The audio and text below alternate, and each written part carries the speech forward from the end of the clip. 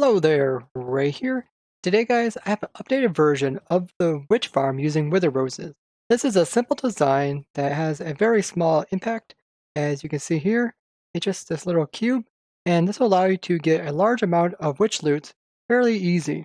Nice thing about this setup is that it can be easily built up as well as you gain a wide variety of different types of items, many of which are very useful like the redstone dust, the gunpowder to use for like your rockets, sticks to use for fuel, glowstone dust to make those glowstone blocks, as well as a lot of items to use for brewing. And that's what makes witch farms one of the most useful types of farms in the game of Minecraft. And this one here doesn't need very much preparation.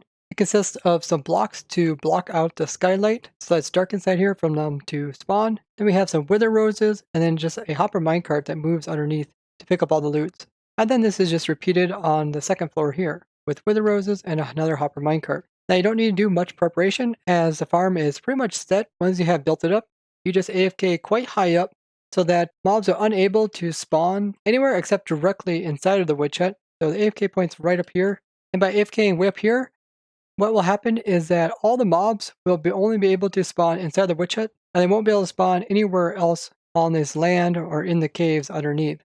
Now even though this farm is quite simple and it uses the wither roses to kill the witches, which is kind of a slow method of killing witches since they will try to drink a health potion so that they will regain their health. But this farm actually produces a large amount of items because the witches are able to continue to spawn inside this area since they never are able to reach the mob cap, which is 70 mobs. So it really doesn't matter how slow they die since they're still able to spawn in more of them in here. The only thing that this affects is that it makes the farm a little bit slower to start up, as it sort of has like a warm-up period where you won't get no loot for a little while until the witches start dying off. The only downside to the witches dying slowly is their actual entity is filling up the area. So these witches have these hitboxes, and when they try to summon a new mobs, they're going to check and see if their hitboxes are going to collide with another mob that might already be in there. So if I try to spawn a mob right here where this witch would, it would fail because it already found that it would collide with it. This means that the witches themselves could actually prevent more witches from spawning. But it's not a big deal because there is quite a bit of spawning space here. But with a simple setup just like this, with 2 floors, we're actually able to get over 2,000 items per hour. And all the items in here is what you can expect to see in 1 hour. So with very little effort, you can actually get quite a few items. I have a little command block here, which can give the witches glowing effect. That way, it's pretty easy to see them when they're spawning inside the farm. Now, you guys might recognize this farm as the same witch farm that I showed during the snapshots of 1.14, and it essentially is very similar to the previous version. One thing that they did change is they made it so that wither roses cannot be placed directly on top of hoppers. So the previous design, I just had a hopper here, and I had some wither roses sitting on top of it. And the witches could spawn on the hopper, and then they would die from the wither roses, and it would just pick up their loot, and it was really simple. But now they changed it so that you cannot place wither roses on any type of block. They have to be on certain type of blocks, similar to most types of flowers. And because of this, instead of having 3 spawning layers in our witch hut, like the previous design, we are limited to just 2 layers. This is because we lose room trying to put in this hopper minecart to pick up the items off of the top of these roses. Now, the last farm produced well over 3,000 items per hour. So this farm does produce a bit less just because it's only 2 layers, but they also did some changing to do with the way that mobs spawn. To build this up is not too hard. You just need a bunch of stairs to block the light so you can run this during the daytime as well as night. We also got some slabs up here. This is just so mobs don't spawn up here as well as they keep it nice and dark inside. The floor of this is consisted of dirt or any type of block that you put wither roses on top of, as well as a bunch of wither roses. I'll take about 2 stacks of wither roses to fill in both these layers. And if you guys want to know how to get all these wither roses, I made a couple different types of wither rose farms, and these farms aren't too hard to do. So if you actually spawned in a wither into your world, you should also have the ability to get all these wither roses. I'll link my wither rose farm down below. So before you go ahead and turn a wither into like a beacon, make sure to go ahead and grab some wither roses. And the other materials of this farm aren't too difficult. We just got some blocks down here and some rails. You don't need to have all these power rails, just some so the minecart will make it from one end all the way to the other. And you don't have to use redstone blocks down here. There's actually enough room, since we're only building with 2 layers instead of 3, that you can put an extra layer of air down here and put the levers underneath. And the second layer is exactly the same, as you can see here. And then on either layer, we just have a simple hopper minecart unloader. So it just comes up here. If it has items, it will pause the rail and let it unload. and all the items are collected over here into some chests. So when you're building this up, the first layer of the witch farm, where you want the spawning floor to be, is one layer above the roof. So here you see that we have this dirt, which is a spawning floor. If I just remove this, you can kind of see it. You'll find it so that the witch hut roof will be right here. And then you just put your dirt above it, and that'll be your top spawning floor. And then you can just count below it and then put your next floor in. So I'll leave this block here as a reference point. And when you guys get the world download, you can kind of see how to build this in your very own world. You can find that link down in the description. So when you find your witch hut, it's going to be like this, where the top floor is going to be above the roof. Then you're going to have your rail and your block, and then you're going to have 2 air gap for the witches to spawn. Then you're going to have another set of dirt, and then you're down there, you're going to have your rail. And this is if your witch hut will spawn naturally at the sea level. Just like on top of some kind of hill or something, then the actual bounding box might be different than where the witch hut is at. Now this glass you see around me is actually a very large sphere, showing the area where mobs are able to spawn around the player. Anything outside of this sphere will not allow hostile mobs to spawn there. And if a hostile mob falls outside of this area, then it will immediately despawn. And that is if you're AFKing at that point way up there. So let me clear away this and show you how the mob spawning works. Okay, so I just removed all the blocks there. So now this would be your bottom spawning floor. And I have my account AFKing up there already.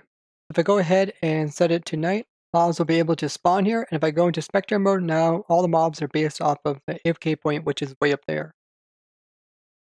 So right there, you see some witches spawned in here. And the witches are able to spawn all across this. So if I just summon in some witches, you see even in the corners here, they're able to spawn without having to immediately despawn.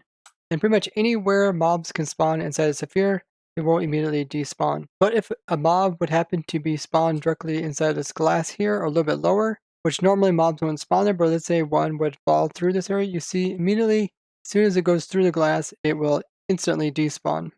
So this is the ideal level for having the witch farm. And this is by having a player sitting on a block which is at Y level 191. And with this, you can see that even if you had some dirt that was kind of sitting out here outside of the witch hut here, mobs would not be able to spawn here because this is outside of this sphere. And this is some changes that they made to the game. So before it used to be mobs would spawn all the way around the player in these loaded chunks. Then they would remove all the mobs that were 128 meter radius from the player. But this was causing a lot of lag because mobs would spawn out there and then they would have to despawn. So then they finally fixed it so that mobs will only spawn inside the sphere. This actually helps quite a bit with the lag. This means by AFKing at that position there, you don't have to worry about mobs spawning outside the farm, as long as there's nothing inside of this sphere. So if you have like a big huge mountain kind of near the witch hut, then you have to light it up. But like this witch hut here, which is pretty much sitting inside of a normal looking swamp, really doesn't have any problems whatsoever. It makes it very easy to build up this farm. You don't have to dig any kind of perimeter, or you don't have to flood anything, or you don't even have to light anything up.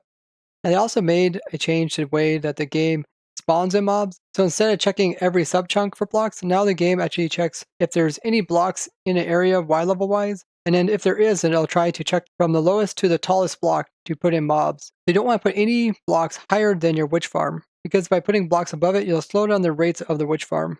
So the AFK player is not AFKing in the center of the farm, they're actually AFKing just outside of the farm. And that way the block that's used for the player to stand on is not affecting the mob spawning, yet the player is pretty close to the center of the farm. That way the witches will only spawn in this area. This makes it really easy as a startup witch farm. I'll also provide this world in the description so you guys can look at it in more detail.